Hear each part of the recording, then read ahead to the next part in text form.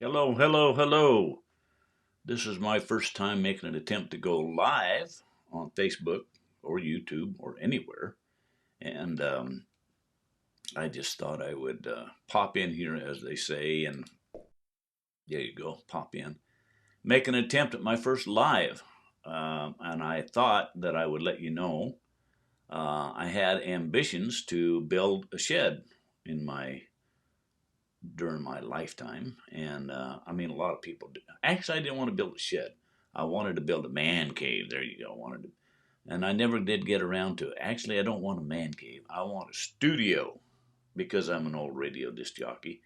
Um, actually, I wanted a studio man cave. There you go. So I decided to build one myself at my age.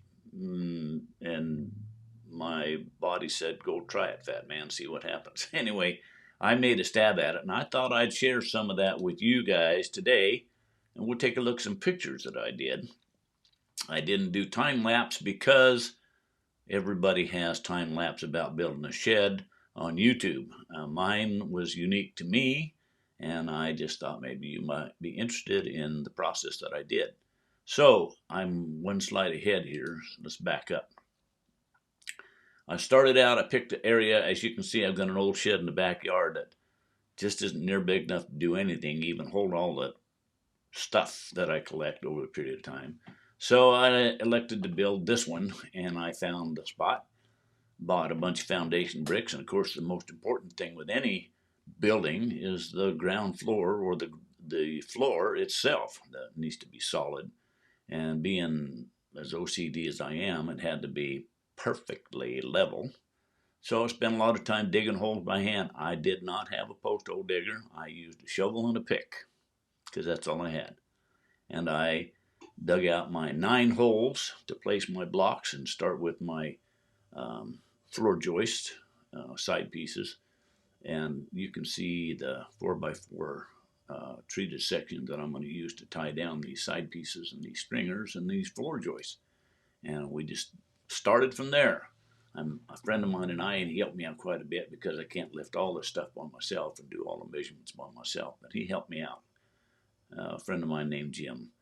So we built the side pieces, and we built the one centerpiece for the floor joist, and then we leveled everything up, and then we mounted it to the block, and the blocks are down in the hole with some hard packed dirt and rock on top of that for drainage. And I absolutely wanted this floor just about as level as I could possibly get.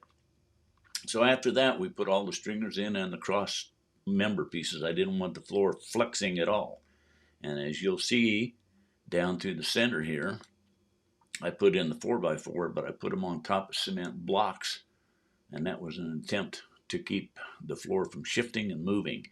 And in the center of the floor, you can see 3 floor joists that are close together. Part of the reason I did that was because I felt that that was the weakest part of the floor. And being the OCD kind of guy that I am, I wanted it absolutely solid. So that's why I put that in there like that.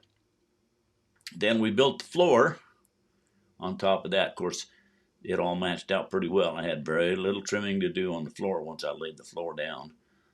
And again, keeping a level handy and making sure that the floor was solid and level all the way around. From the floor, we moved up and built the frame on the floor, built the jig, I should say, on the floor to build the upper trusses for the upper floor because I wanted a barn-like looking shed, man cave, studio with an upper floor for storage and to be able to move things in my studio in and out as necessary, as needed. So I built the floor on the jig so that all my roof trusses were going to be the same. And from there, we went ahead and built all the trusses. This is just another view to show you the trusses that were completed and the ones that were in progress. And then from there, obviously, we did the next thing, which was to build the walls. We used the floor as the level, and we marked out. And I made these 24-inch on center instead of 16-inch on center. I figured for a shed. Now you got to remember that my shed, man cave studio, is a 10 by 12 because I can do a 10 by 12 without permit. And I didn't want to go through all the hassles with a permit. And I really didn't need a huge one. So we built the walls, and it has, you can see the wall leaning up against the shed, the white shed, has 2 windows in it in the wall behind, and then there's 1 window in the wall on this side. The wall against the shed goes on the nearest side to you, and then the other one goes on the right-hand side. So once we got all the walls done up, see if we can get to the next slide. We just placed them all upright and tacked them down or nailed them down, got them solid into the floor, and started our basic structure.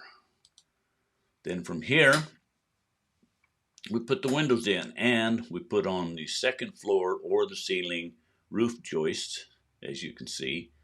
The windows, we just wanted a waterproof to make sure that none of the water no water from rain or anything was going to leak in around the windows. That's really all the tar paper that I had available at that time. So I just used that plus some of that, I don't even know what you call it, some silver waterproofing, and put the windows in. Made frame for the door right there for the entrance. Then the next step after that was to put up the roof trusses and the floor up on top. So we had to put spacers in between the trusses to separate those and keep them from wobbling, and to make it a little more solid. And then, of course, put the floor up. Again, there was very little trimming to do. Of course, the top didn't quite match exactly as the floor did, but it was close. It really was very close. So after we got that done, we started putting the roof OSB up on the top. And as you can see, we've already cut a hole in the floor where I thought it should be. Some people put it on either end or on the side of the floor. I just elected to do it right there because I wanted storage on both sides, and I wanted to be able to bring things in right to the door and go right up to the attic area there as I needed.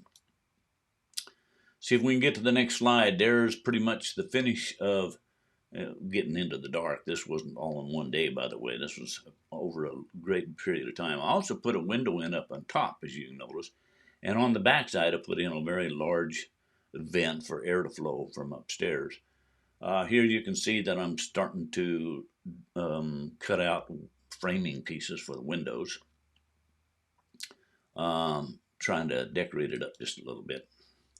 And from there, let's see if we can get to the next slide. Oh, that's it for today. I don't have any more slides. I've got to go look through and find the rest of them to show the process of the roofing and the exterior and what I did there and what I do with the interior and what I'm coming up with for a shed, man cave studio.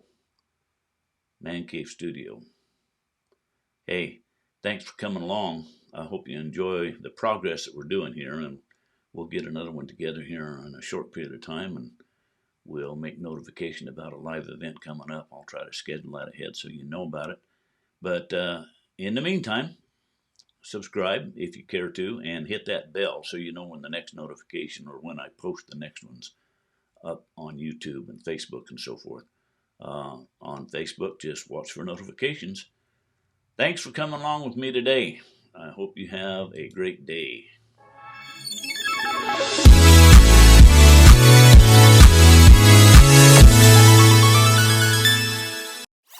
Thank you for listening. We hope you enjoyed today's show.